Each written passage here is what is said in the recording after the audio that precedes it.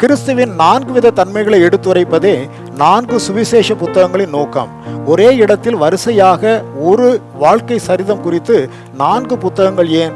மத்தேயு கிறிஸ்துவை ராஜாவாக காட்டுகிறார், மார்க்கு அவரை தேவனுடைய ஊழியக்காரராக காட்டுகிறார், லூக்கா கிறிஸ்துவை மனுஷகுமாரனாக காட்டுகிறார், யோவான் அவரை தேவகுமாரனாக காட்டுகின்றார்.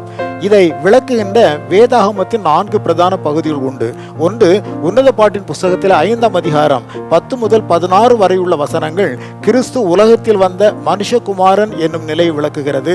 ஏசாயா 53ஆம் அதிகாரம் பிதாவின் சித்தம் செய்து முடிக்க உலகில் வந்த தேவனுடைய தாசனான ஊழியக்காரனாகிய கிறிஸ்துவை சித்தரித்து காண்பிக்கிறது.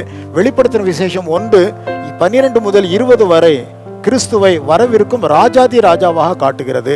யோவான் 1ஆம் அதிகாரம் 1 முதல் 18 வரை உள்ள வசனங்கள் கிறிஸ்துவை தேவகுமாரனாக காட்டுகிறது. கிறிஸ்துவை கவனித்து பாருங்கள்.